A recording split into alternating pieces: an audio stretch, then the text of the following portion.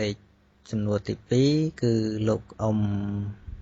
ចាស់ម្នាក់បានសាកសួរថាធ្វើវត្តដើម្បីអីឬក៏ធ្វើវត្តដើម្បីទាក់ទាញមនុស្សឲ្យទៅរំបាសខ្ញុំបកណ្ណាអាត្មាគិតថា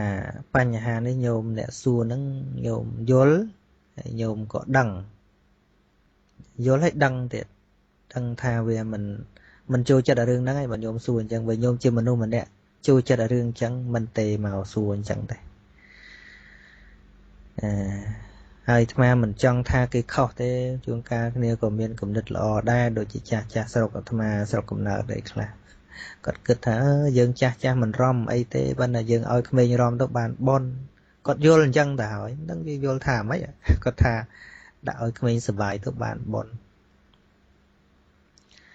ដូចអ្នកបង្រៀនអ្នកលេងល្បាំអញ្ចឹងជាងកាលមានអាពាក្យបង្រៀនថាយើងលេងឲ្យគេសុបាយទៅយើងបានបននិយាយឲ្យគេសុបាយទៅយើងបានបនដូចជារឿងអ្នកដាក់ផុតតៈ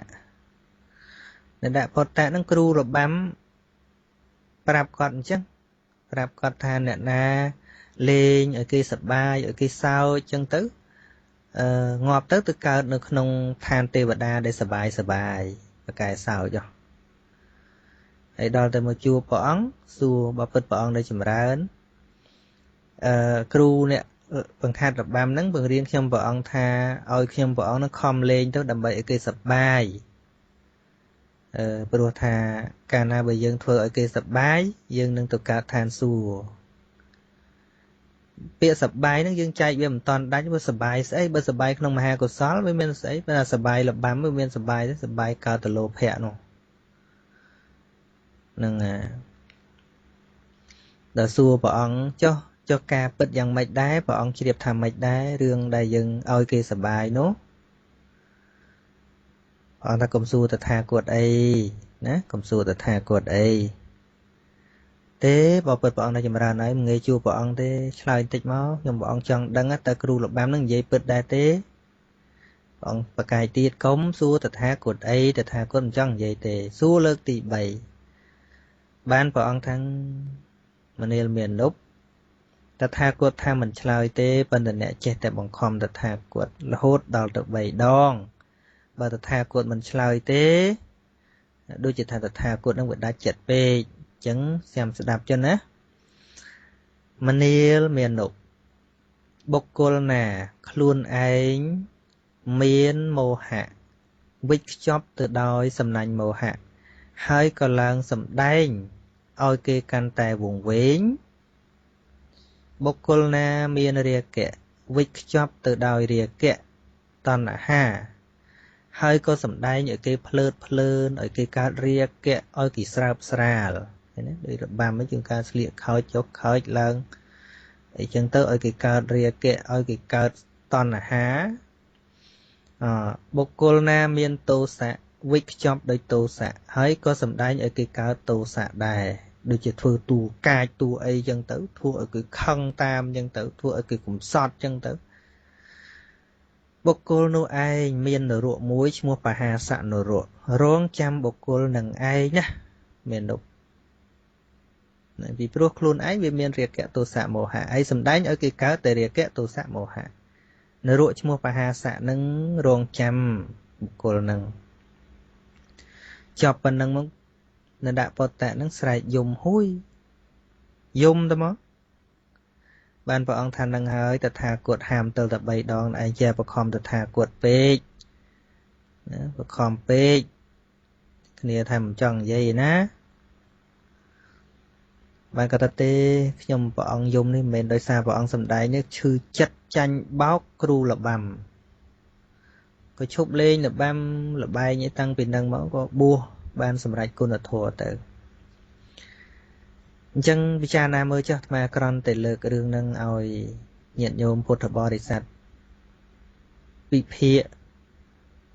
គពិចារណាសួរថាដូចជាការដោះស្រាយអញ្ចឹងព្រះអង្គពេញចិត្តទេព្រះសម្មាសម្ពុទ្ធព្រះអង្គពេញប្រតិទេជាមួយនឹងលបែងលបាំទាំងអស់ហ្នឹងតាមពិត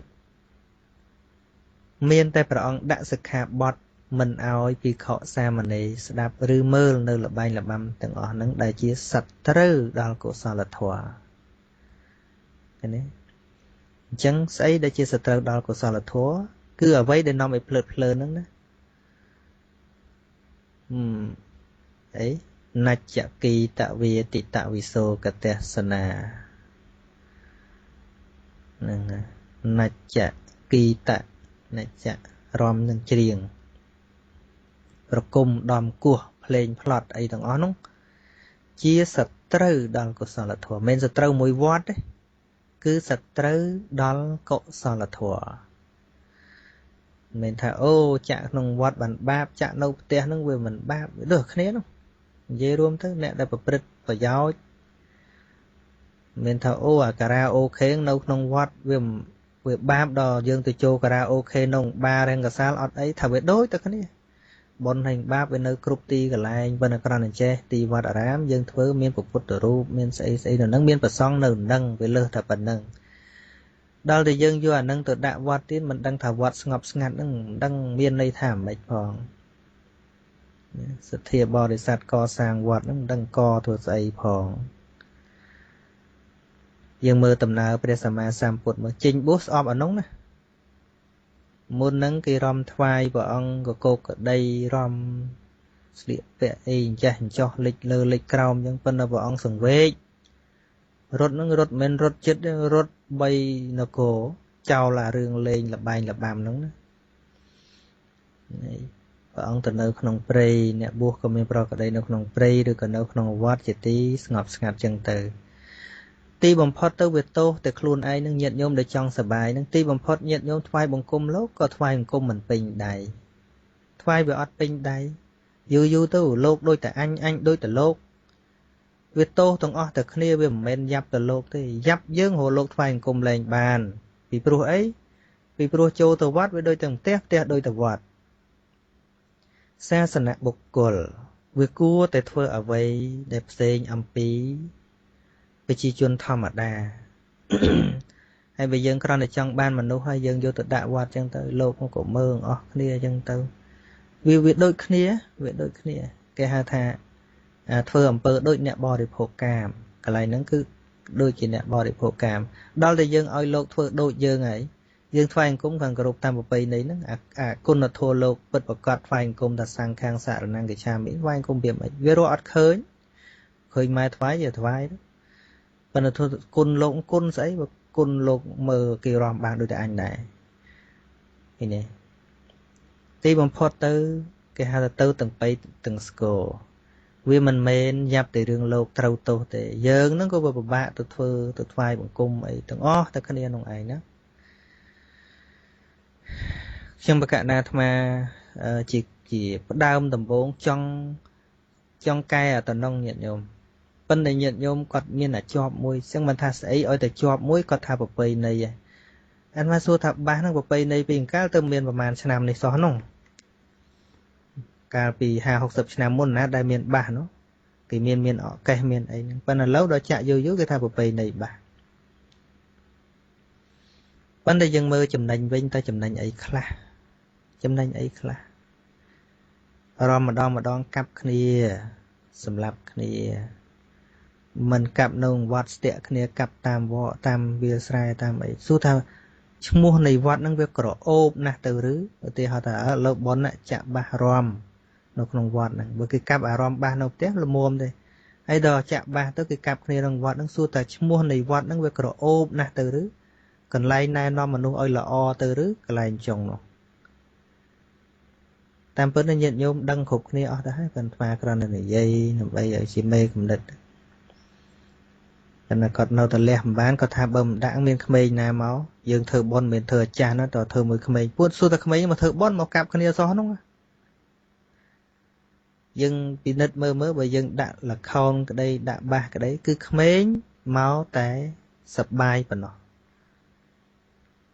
យើងពិនិត្យទៅមើលសាសនាគេវិញអាត្មាធ្លាប់ដើរទាំងនៅលោកហ្នឹងអាត្មាធ្លាប់ទៅសាសនាបាហាយធ្លាប់ទៅកន្លែងសាសនាយេស៊ូ បើយើងគិតគេអត់ក្រិតក្រមដូចយើងវិន័យធัวអាអីគេមិនជាក្រិតក្រមដូចយើងទេប៉ុន្តែគេហៅថារដ្ឋបាលអភិបាលកិច្ចក្នុងការចាត់ចែងកិច្ចការងារគេគ្រាន់បើជាងយើងឆ្ងាយណាស់គឺមនុស្សឧទាហរណ៍គេជប់លៀងមែនគេរំគេរែកមែនប៉ុន្តែគេមានពេលអធិដ្ឋានទាំងអស់គ្នាប៉ុន្តែយើងមនុស្សទៅវត្តពេញវត្តហ្នឹងសួរថាអាចហៅអ្នកទៅវត្តហ្នឹងបានមកសូត្រនមោតស្សៈមួយម៉ាត់ទេដែលយើងថាំងមិនធ្វើបន់តចាស់ធ្វើបន់ក្មេងក៏ត្រូវធ្វើដែរតាមពិតហ្នឹងមនុស្សចិត្តអាក្រក់ទេអ្នកធ្វើរៀបចំបន់ហ្នឹងចង់បានមនុស្សច្រើនដើម្បីរៃលុយគេទេមិនដែលគិតថាណែនាំមនុស្សឲ្យធ្វើបន់ទេគឺគោលដៅសំខាន់បំផុតដើម្បីតែរៃលុយគេប៉ុណ្្នឹងឯងឲ្យមនុស្សមកច្រើនរៃលុយបានច្រើនគំនិតហ្នឹងគំនិតអីគំនិតជួយមនុស្សមិនមែនទេដូចយកនុយបឆោត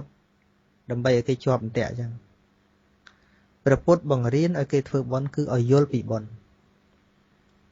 ព្រះសម្មាសម្ពុទ្ធព្រះអង្គទ្រង់ត្រាស់សម្ដែងថាតថាគតក្តីសាវករបស់តថាគតក្តីមិនមែនពោលធัวដើម្បីដូរយកគ្រឿងបូជាដូចអ្នកលេងរបាំឡើយប៉ុន្តែពិតប្រកបទៅយូរនឹងទាំងលោកទាំងវស័កធ្វើបុណ្យដាក់មេខោប្រដាំងគ្នាដើម្បីរៃលុយអត់មានពាក្យពន្យល់អត់មានពាក្យពន្យល់ខ្ញុំបកណាអាត្មាភាពសម្លឹងឃើញនៅបញ្ហានេះហើយចង់កែប្រែពីមុននឹងនៅវត្តធម្មតាប្រហែលចង់កែប្រែពិបាកនិយាយរួមទៅថាពិបាកមិនមែនស្រួលទេចឹងហើយបានជាបង្កើតកន្លែងថ្មីមួយចង់ពិសោធន៍មើលថាអាត្មាអញនឹងមិនអោយឮសំឡេងចម្រៀងមិនអោយមានលបែងលបាំមិនអោយមានអ្វីទាំងអស់សូម្បីតែមេក្រូរីអង្គាសក៏មិនដាក់ទៀតចាំមើលធ្វើកើតវត្តកើតឬអត់ហើយការនោះមិនដឹងថាអាងអីទេគឺអាងសេចក្តីល្អអាងការពន្យល់ឲ្យមនុស្សយល់ប៉ុន្តែកសាងមិនលឿនមែនកសាងមិនលឿនទេអាត្មាមិនប្រកែកសាងទេប៉ុន្តែអ្វីដែលបានគឺបានមកដោយការយល់អ្នកធ្វើតែងតែបានសប្បាយចិត្តពីព្រោះគេយល់សិនបានគេធ្វើនេះឯងជាគោលដៅដែលខ្ញុំកណាត់ភាពចង់បានក៏ជាគោលដៅរបស់ព្រះសម្មាសម្ពុទ្ធដែរមុននឹងធ្វើអ្វីមួយគឺត្រូវពន្យល់សិនមុននឹងនាំឲ្យកាន់សិលត្រូវយល់ពីសិលមុននឹងឯងធ្វើទានយល់ពីទានសិនប៉ុន្តែយើងអត់ធ្វើបន់ដាក់បាសឲ្យមនុស្សមករៃបណ្ដោយរៃលុយទៅមកមិនដឹងទៅបញ្យល់ស្អីវាអត់បានកម្រៃអីសោះហ្មងទៅណាគឺនាំគ្នាបឺតជញ្ជក់យកទៅលុយគេប្របាយថាអញ្ចឹងគឺនាំគ្នាបឺតដាក់មេក្រូនឹងបឺតរលុយគេតែអត់ផ្ដល់នៅចំណេះដឹងឲ្យគេសោះប៉ុន្តែបើយើងនាំគ្នាពន្យល់ឲ្យមនុស្សយល់វិញនៅពេលដែលគេយល់មិនបាច់សំ100 200ទេនៅពេលគេយល់នឹងយល់ធម្មតាយល់ដូចយើងមនុស្សបរិយាមនុស្សឲ្យចេះធ្វើស្រែដល់គេយល់គឺទៅត្រួសត្រាយដីធ្វើដោយខ្លួនឯងអញ្ចឹងបែរពីការប្រមូលលុយដោយយកបាសទៅបញ្ឆោតគួរតែនាំគ្នាពន្យល់ប៉ុន្តែអ្នកពន្យល់ទៅយល់ខ្លួនឯងផងខ្លួនឯងវាអត់ចេះទៅទៀតណាអាចារ្យខ្លះអត់ស្ដាប់ទេធัวអត់ថ្ងៃប៉ោយរាល់ថ្ងៃស្ដាប់ធัวអត់ស្ដាប់ថាអាចារ្យសក្តិក៏អត់ស្ដាប់ទៀតនឹងបានស្អីទៅប្រាប់គេក្រៅពីពាក្យឲ្យពណ៌មកទំព័រពីទំព័រមិនចេះចប់ហ្នឹ